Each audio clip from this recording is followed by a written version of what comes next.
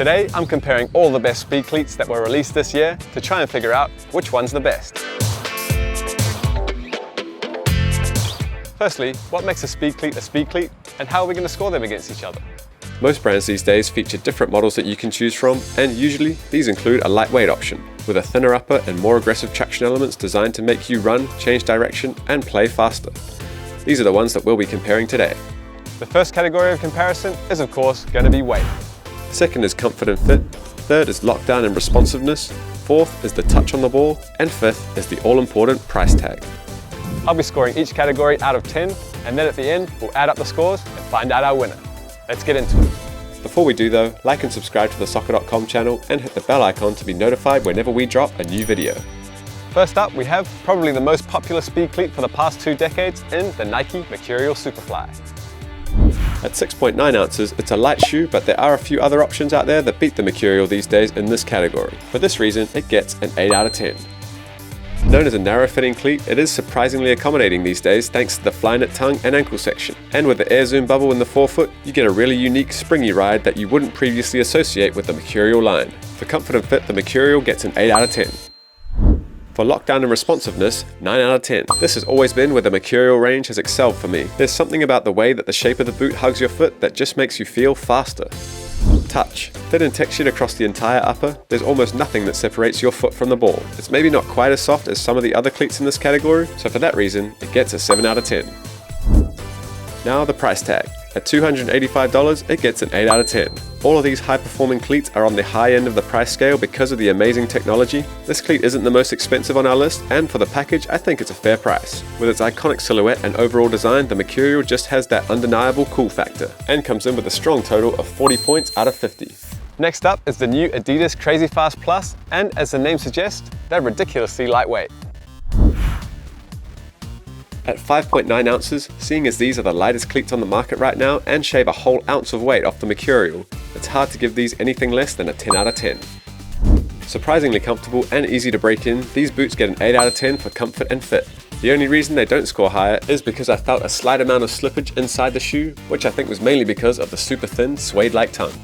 The lockdown and responsiveness. This might be the only downside on this boot. While most other boots in this category feature a compression knitted one-piece tongue structure, the Crazyfast Plus uses a more traditional tongue, which doesn't quite give you that same security.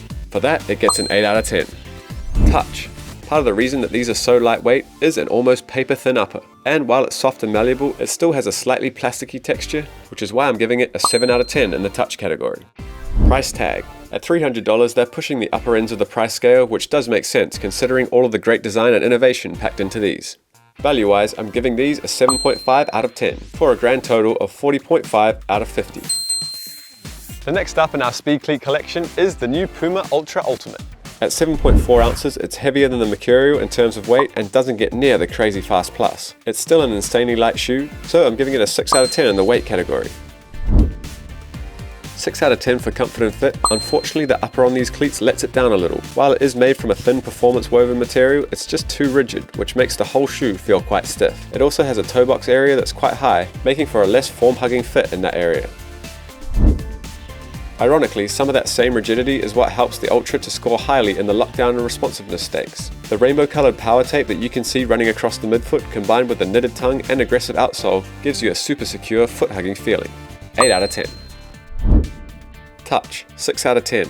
Again, the upper is just a little too plasticky to warrant a super high score here. It's still a great boot, and that upper does actually soften up over time, but I just would have liked to see something a little bit more forgiving out of the box.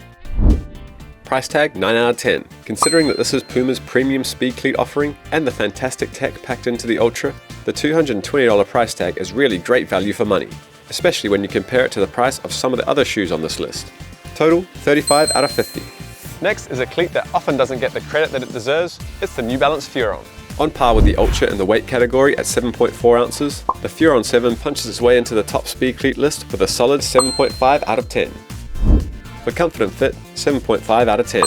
New Balance has nailed the fit on these with the combo of a soft upper and compression knit that really wraps around your foot in a way that feels tight yet forgiving from wear one. Additional half mark because they're also the only brand that offer a wide-footed version of the same boot.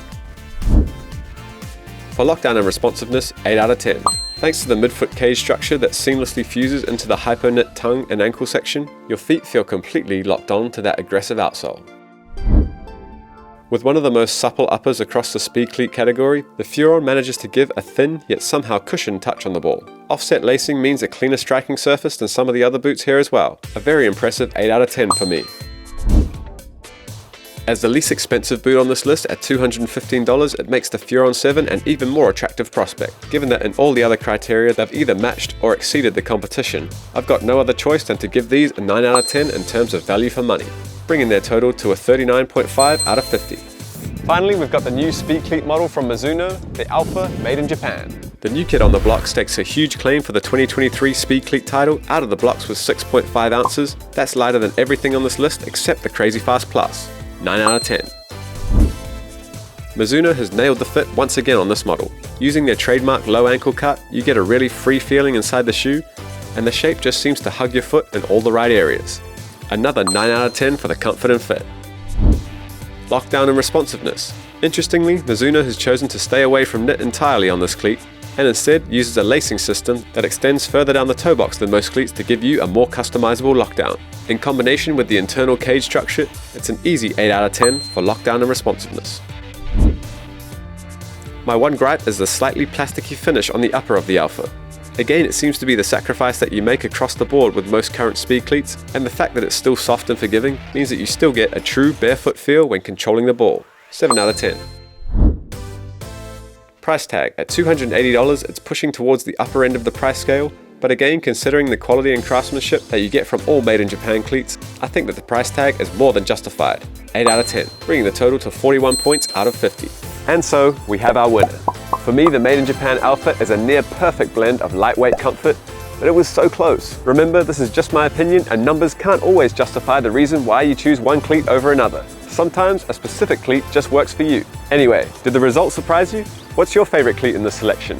As always, I want to know your thoughts in the comments below, and let us know which cleats we should compare next. Like and subscribe to the channel if you enjoyed this video, and if you're interested in buying a pair of any of these cleats on the list, you can check them out now at SOCCER.COM. I'm Sam, and I'll see you next time.